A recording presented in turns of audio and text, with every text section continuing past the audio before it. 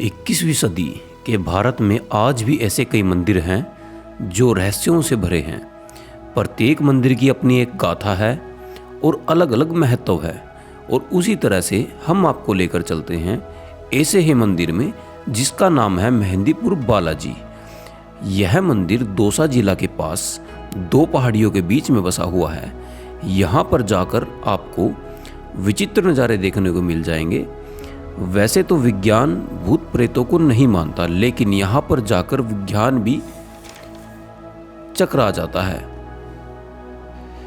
यहाँ आवागमन के साधन राजस्थान के दो जिले करौली व दौसा, मेहंदीपुर स्थान दिल्ली, जयपुर, अजमेर, अहमदाबाद लाइन पर स्थित बांदीकुई रेलवे स्टेशन से 38 किलोमीटर दूरी से स्थित है।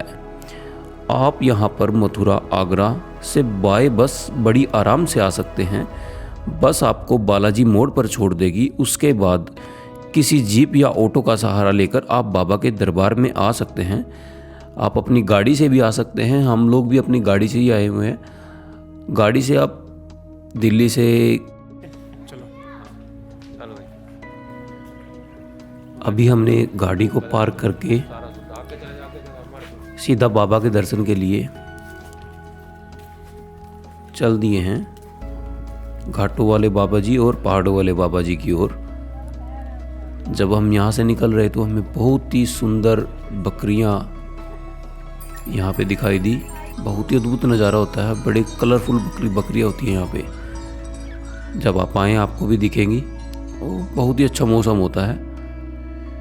हम दर्शन करने के लिए 5 लोग आए हैं। मिंटू, रवीन, रवि, राहुल और मैं अखिल। हम बड़ा ही नज़ारा उठाते हुए यहाँ पर जा रहे थे। और आज भी यहाँ हमें बड़ा पुराना कल्चर देखने को मिला। औरतें बड़े पुराने कल्चर के कपड़े पहनती हैं। सब कुछ बड़ा पुराना है यार। बड़ा मज़ा आता है यहाँ पे। जब भी आप आएँ तो आपको पुराना कल्चर फुल दिखाई देगा, फुल मज़ा आएगा। ऐसा नहीं है कि मंदिर और धार्मिक स्थान है कि यहाँ पे आपको लोगों को मज़ा नहीं आएगा। वैसे ही टूरिज़्म का मज़ा आएगा। बस आपकी मेंटलिटी थोड़ी चेंज होनी चाहिए, क्योंकि अपने धर्म के प्रति कुछ तो पता होना चाहिए इंसान को। हमारा धर्म क्या है, कर्म क्या है। आजकल की यंग जनरेशन को कुछ भी नहीं पता। इसलिए मंदिरों में घूमना बहुत ही अनिवार्य है। आप लोगों को ज़रूर घूमना चाहिए, एक बार विजिट ज़रूर करनी चाहिए और पता करना चाहिए कि हाँ यहाँ क्या महत्व और क्या यहाँ पर है, क्यों हमारे भगवान यहाँ पर विराजमान होते हैं। जो ये चीज़ आप देख पा रहे हो, ये है पितर। जो हमारे घर पे पितर होते हैं, अगर किसी को कोई प्रॉब्लम होती है तो ये पितर यहाँ रखे जाते हैं। इनको शांत करने के लिए, या कोई बुरी दृष्टि इन पर पड़ी हो या कोई बुरा साया इनके साथ हो और इनको परेशान कर रहे हो, तो बाबा के दरबार में यहाँ पर ले आए जाते हैं। तब पितरों के और सभी के कष्ट यहीं पर उतारे जाते हैं। मेहंदीपुर बालाजी में 3 प्रमुख स्थान है। पहला बालाजी मंदिर, जो कि आपको नीचे ही मिलेगा। दूसरा स्थान घाटों वाले बाबा जी महाराज, जो कि पहाड़ों पर चढ़ते हुए बीच में आते हैं। और तीसरा स्थान पहाड़ों वाले बाबा जी, जो कि सबसे ऊपर रहते हैं और इन तीनों स्थान पर आपके कष्ट करते हैं। जब कोई व्यक्ति पहली बार आता है तो उससे सबसे पहले मेहंदीपुर बालाजी और फिर पहाड़ों वाले बाबा जी और फिर घाटों वाले बाबा जी की पूजा की जाती है। हमारे साथ कुछ उल्टा हो रहा है, हमें नहीं पता था, इसलिए हम पहले घाटों वाले बाबा जी यहाँ पे आए। सबसे पहली बात यह है कि यहाँ से प्रसाद आप घर पर लेकर नहीं जा सकते। आइए अब हम पूछ चुके हैं घाटों वाले बाबा जी और दिखाते हैं आपको अंदर का दृश्य। यहाँ से प्रसाद लेकर के आप अंदर जाओ और देखते हैं पंडित जी कैसे पूजा करवाते हैं, कैसे नहीं। वहाँ मेहंदीपुर बालाजी की उत्पत्ति कैसे हुई। यहाँ पर 3 देवों का वास है, श्री बालाजी महाराज, श्री प्रेतराज सरकार और श्री कोतवाल भैरव जी। यह तीनों देव यहाँ पर लगभग 989 ईस्वी पूर्व प्रकट हुए थे। इन देवों के प्रकट होने से लेकर अब तक 12 महंत इस जगह पर सेवक पूजा कर चुके हैं और इस समय तक इस जगह के 2 महंत इस वक्त भी विद्यमान हैं। प्रथम श्री गणेशपुरी जी महाराज भूतकाल सेवक, श्री किशोरपुरी जी महाराज वर्तमान काल सेवक। यहाँ के उत्थान का युग श्री गणेशपुरी जी महाराज के वक्त से स्टार्ट हुआ था और अब तक दिन प्रतिदिन बढ़ता ही जा रहा है।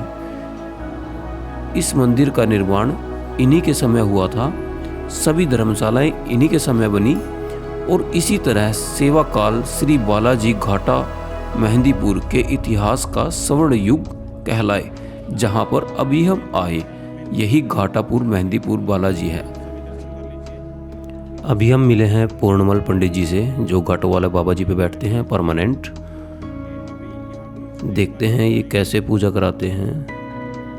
ये सामग्री को हवन में डाल रहे हैं और प्रसाद को बाबा जी के पास पर चढ़ा रहे हैं। सामने बाबा जी हैं और देखते हैं ये आगे का यहाँ का नज़ारा। यहाँ पर प्रमुख दिन मंगलवार और शनिवार होता है, जहाँ पर बहुत ही ज़्यादा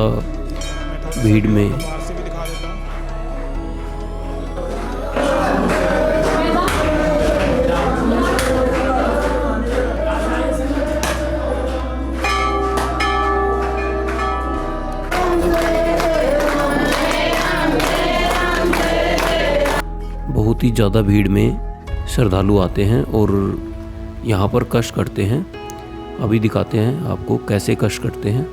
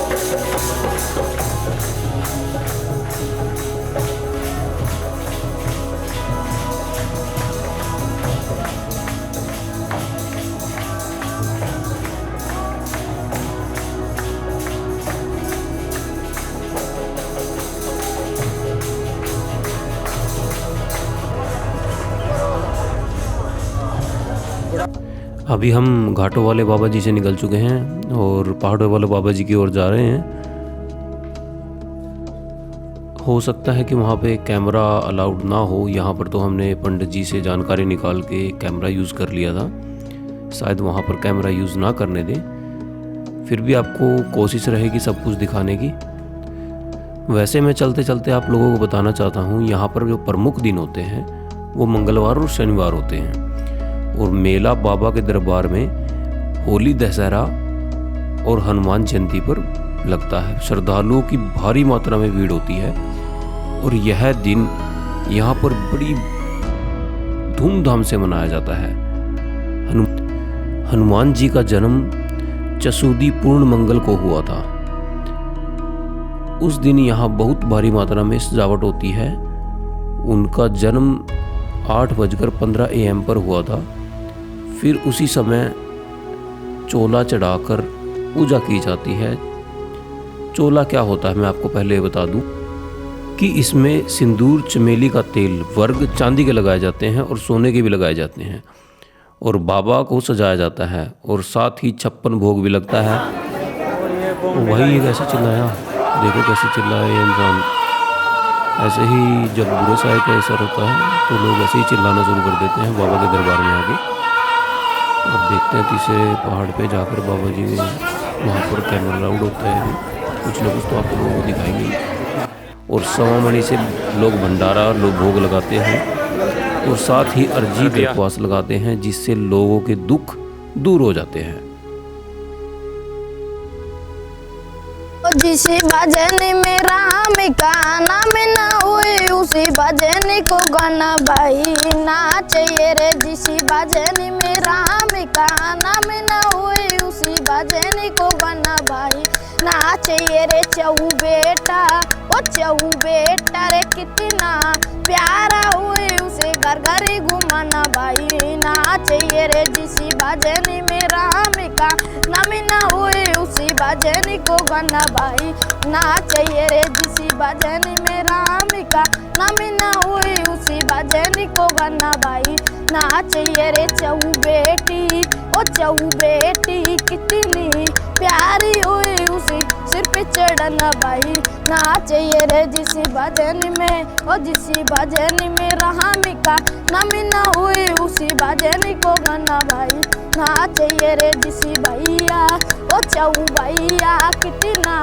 बेरी हुई उसे वेद छुपाना भाई नाचिए रे। जिस भजन में राम का नाम ना हुए उसी भजन को गाना भाई नाचिए रे। जिस महाने ओ जिस महाने तुमको जन्म दिया रे उन्हें कभी रुलाना भाई नाचिए रे। जिस भजन में राम का नाम ना हुए उसी भजन को गाना भाई नाचिए रे। जिस बाप ने ओ जिस बाप ने तुमको पाला पूछा रे उन्हें कभी रुलाना भाई नाचिए रे। जिस भजन में राम का नाम ना हुए उसी भजन को गाना भाई नाचिए।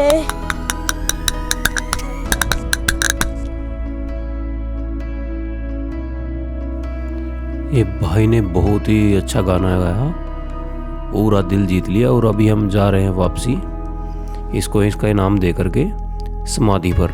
वहाँ भी बताया जाता है सबसे ज़्यादा कष्ट वही पकड़ते हैं। देखते हैं हमारे लोगों का रिएक्शन कैसा रहता है। कैमरा तो मुझे लग रहा है छुपा करके लेके जाना पड़ेगा, ऐसे नहीं काम चलेगा। चलो दिखाते हैं आपको आगे का मंजर और नज़ारा, लगे रहिए।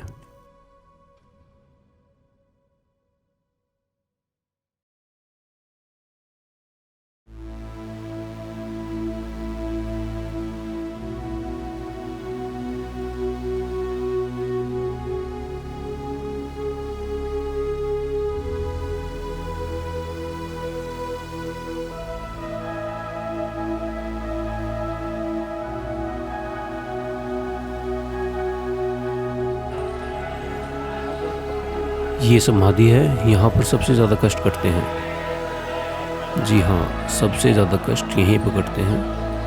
अभी थोड़ा पत्थर वगैरह हो गया यहाँ पे, देखते रहिए।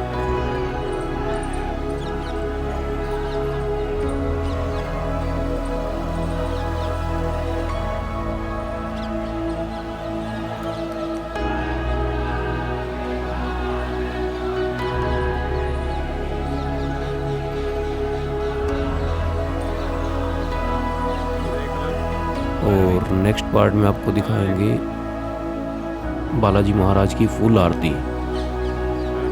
और नाइट व्यू और अंजनी माता मंदिर।